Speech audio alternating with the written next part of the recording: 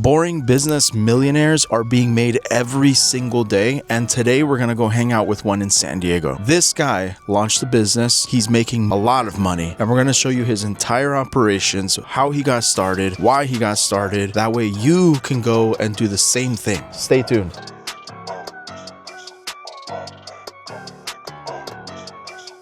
We're actually here at the apartment. Let's see who this person is, what he does, how much he makes. Let's find out.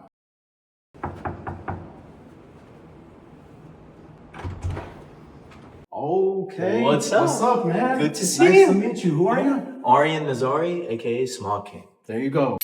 Why do they call me the Smog King? And I'm probably the largest privately owned smog station owner here in California. And you look young. 26 years old. How much do you make a month? A little over $100,000 a month. Come on in. Come on in.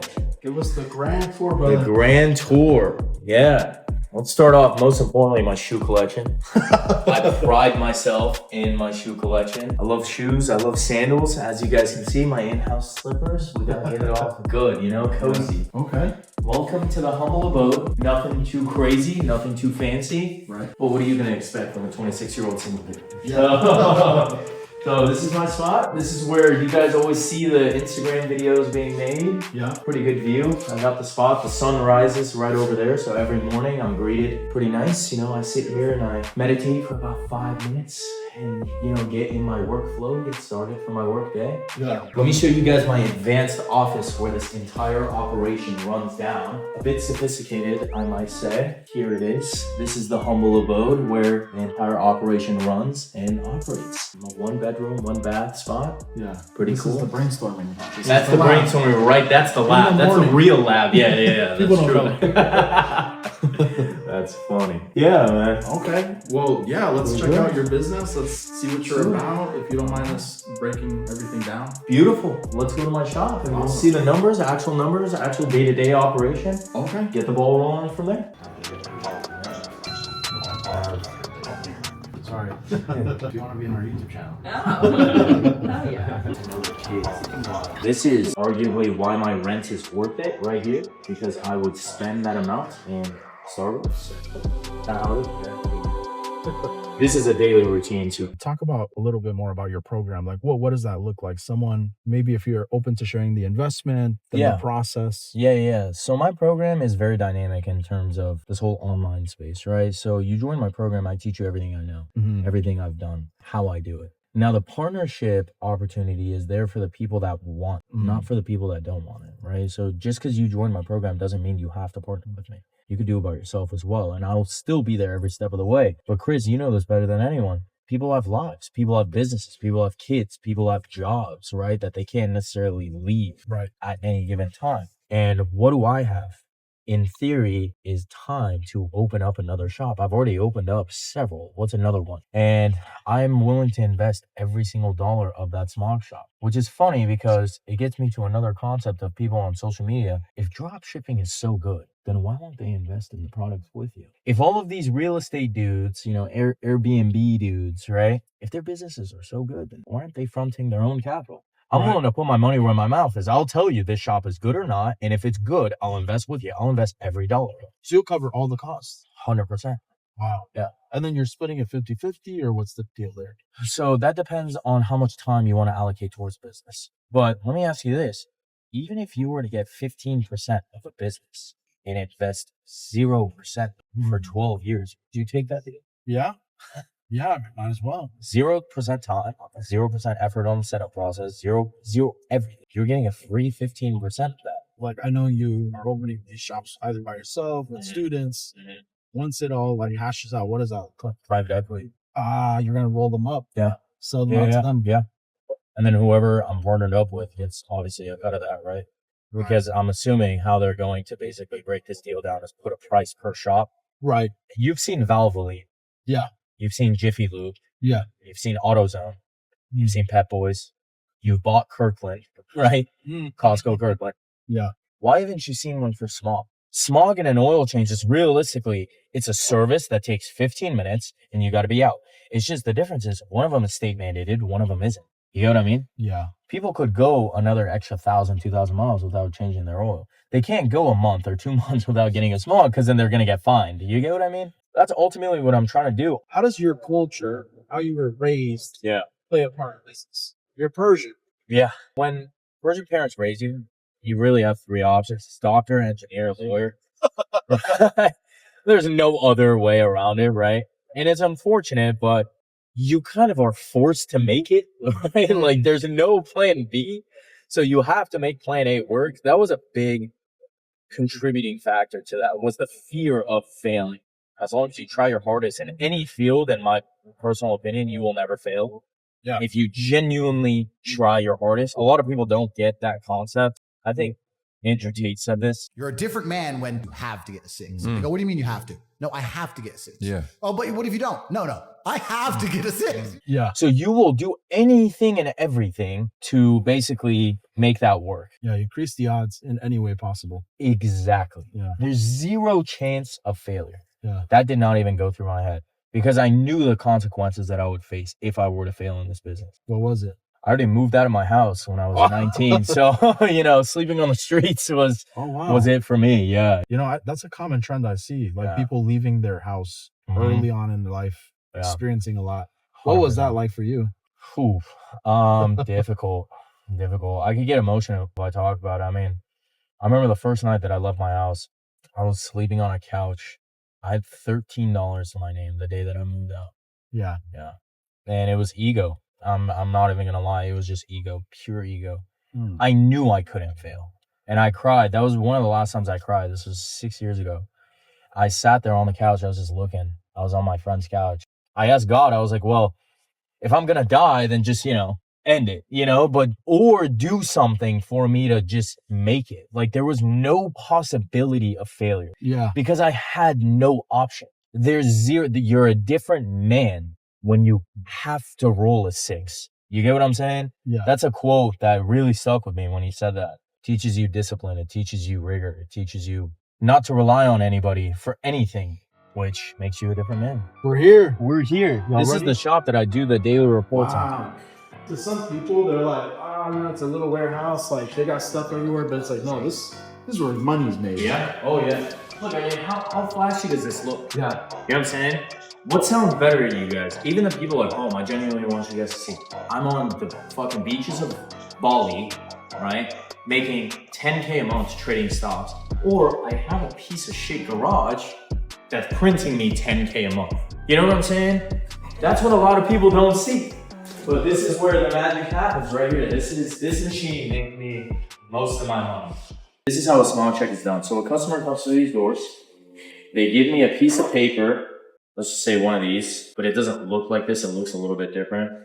Okay. It's the registration that they get from the DMV. It has a barcode up here. We scan it. Information comes up on the computer.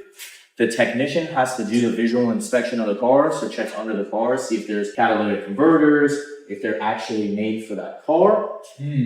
Right after that, this little machine right here is called a DAD. So this is the computer's brain. Wow. So this plugs in, so you can take this piece off right over here. And then it's obviously Bluetooth, and then it connects into the car. Boom. This takes the information off the computer of the car, puts it to the computer here. Yeah. And then the state justifies whether if this car will pass smog based on their emissions regulations. Wow. Okay. 15 minutes, and then you get numbers like this. Gotta make sure everything is good for my technician to come in on Monday, so. So you have 2 technicians at a time? One. Or one? So this is for cars that are 2000 and newer. That's for cars that are 99 and old. Wow. So yeah, this goes into the tailpipe of the car right here. Obviously you see this machine isn't used as much because quite frankly on the road, we don't see that many older cars anymore. Right. But the car comes here, the wheels lock it on here, and then they basically do a driving test to see how the emissions are because they don't have any sensors in the car, as many sensors. Here's my payment processor. Let's go January 1st through December 7th. So today. Holy fuck. Oh my god. So you're netting 35%. Okay. On this shop right here, I'll give you guys a general breakdown. So I pay my employee at the shop $500 a month. Rent on this location is $26.50. Okay? Alright. So $81.50, right?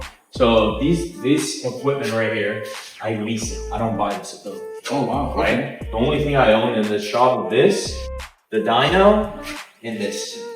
Okay. What's that? So this is an evac, which gets connected basically to the car. These are for older cars. Oh, The newer machines have this built in it already. So yeah, you lease both. My equipment comes out to $800 a month. Okay. All of it. Yeah, $800 a month plus insurance on the equipment. So if it breaks, I'm not responsible because these are fucking expensive. These are like 60 grand. Yeah. So yeah, they're pretty expensive. I mean, you're dealing with the state, right? Everything has to be calibrated. Factor in another $2,000 for advertising, and then another $500 in miscellaneous, which is grossly overestimating it, but okay. Another $184 for internet. Okay. 11,634. There you go. That's how much the overhead on this wonderful belongs. Wow. Yeah. So tell me about the process of like getting this place. Like the shop is attached to the station. So Yeah. how do you contact them? What did you tell them? Yeah, so this shop was a little different in comparison to my other shop. So this shop used to be a mechanic shop. So you guys can see this in the ground right here. These were actually the hydraulics for lifts to lift the car. There's a mechanic shop. And all of this from the previous mechanic shop. I didn't touch any of that stuff. Those are all tire racks up there as well. 4 years ago, I approached the gentleman that used to be here. I told him, hey, like, you know, when you retire, I want to be the first one that you call. And I wrote it down on a piece of receipt paper that he took off his payment thing. And he still had that piece of paper, mind you. He called me a year after that. He wanted to sell me this business for, I want to say $80,000, something like that. He was in kind of a sticky situation because his employees got, you know, ill and he was approaching pretty old age himself. Right. Obviously, I didn't want to buy the business for $80,000. Yeah. Quite frankly, I'm sorry. And his lease was ending anyway, so he wasn't selling me anything. Does that make sense? Yeah. He was selling me the equipment. Yeah. So I basically told him, Mr. Blank, I'm not going to do that. So then I just went to the landlords and I just proposed. And I said, hey, I want a lease on this location. They said, we're not going to give you all 3 days. I was like, I don't want 3 days. I want 1. Yeah. And they weren't even using this. This used to be empty. All of this used to be empty until they just started using it as a storage. I came in. My lease started for $22,000. This is arguably one of my more expensive locations. Oh, wow. Yeah. So I have a location in downtown, and that location I'm paying $1,500. Yeah. Plus 250 in utilities, so $1,750 a month. The other one in LA that I took. Yeah, right. Well, I mean, look at what you're getting. You know, it's not a beachfront property. You know what I mean? So they don't have use for it. Yeah. I can pay them $100, and that's still $100 more than they're getting out of those 2 days. Yeah. If money is your goal as a business owner, you would lease this out for anything. So that's why when people tell me like, "Oh yeah, you can't make that much in a Smog shop. You got to pay $4 grand a month." For the raw, I mean, I'm paying $5,500 in my apartment. So is it nicer than my apartment? I don't freaking think so. You know. So you know, my typical lease is around $1,500. Okay. Yeah, $1,500 to $3,000. I say in that range, but I've never gone a shop for $3,000. Okay. Only a small shop for $3,000. Wow. I won't do it. Yeah. Yeah. And then just besides this, that's it. That was your startup cost. That's it. Wow. Yeah. That's My insane. startup cost is a bit more expensive on this specific shop because of the lease and then so other shops, I mean, I pay the employee like $5,000 a month, and then the lease is $1,500, right? So you're already down $1,500 more than what you just factored in, right? Yeah.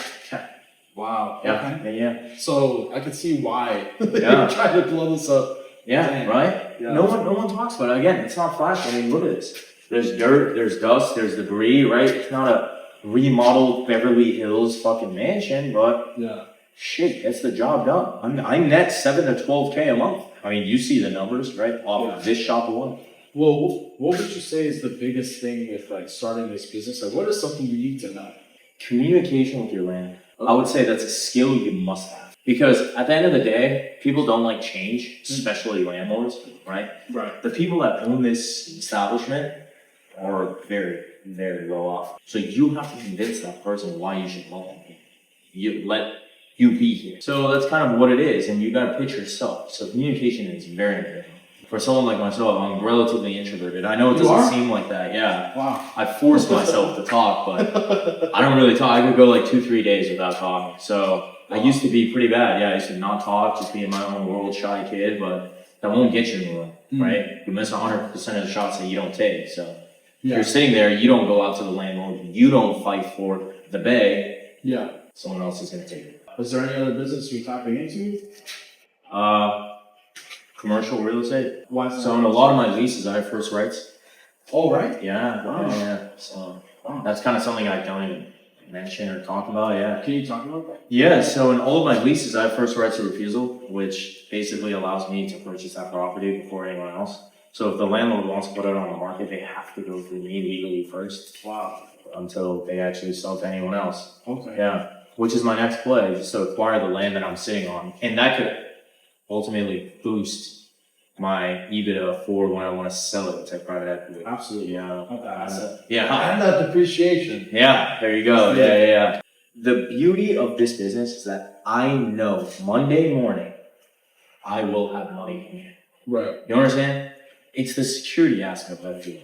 Okay. It's the best, it's the freedom, it's the ability to go to Dubai, like I did at the beginning of the year, and to the Philippines, and to fly around to Miami or fucking Vegas, like I was in Vegas earlier this week, right? Without having to worry if there's no money coming into the shop. Right. It's mandated. Mandated, easy, simple, boring, but profit. What are the biggest struggles you have? My biggest struggle, figuring out how to systemize it. Because, again, there's no forums on it. There's no Google, articles that I could read about it. There's no YouTube videos I can read about it, right? Okay. Or watch about it. So, systemizing everything from me to step out. Okay. That was the most difficult part. How'd you do it? Trial and error. Oh. I'm not even gonna lie. I lost so much fucking money in this business. Are you kidding me? I lost about $250,000 in mistakes. I've made $250,000 in mistakes, right? So when people tell me, oh, they sit there, oh man, this guy is charging so much for his program. Okay, go make $250,000 in mistakes. So like, if somebody were to come to me 6 years ago and tell me, Arian, pay me $100,000 to avoid all the mistakes that you've made now with all of the knowledge you have now, I would do that 10 times over. Are you kidding me? Yeah. I would save $150,000. Yeah. In reality, a penny saved is a penny earned, Yeah. right? So imagine how much more I could have done with that, how much more I could have expanded on this business with the things that I knew now back then. But it's a process. You learn. Yeah. Okay. Was there anything else in here that you'd like to show us that you feel like would be essential? Sorry, guys. It's pretty simple. This is the business, There's nothing much else. Yeah, bro. Here we go. I appreciate you giving us the time, dog. Yeah. Thank you. Let me buy a Smog shop with me. This Smog shop does so much business, it's ridiculous. These boring businesses make millions of dollars. And so this is exactly why I tell you guys, check them out. They're right around you. They're boring. They don't stand out for a reason. And the people who own them, they're making all this money every single month. So this one bay is making hundreds of thousands of dollars. This is exactly what I'm talking about. Make sure to check out Smog King. I'll see you guys in the next one.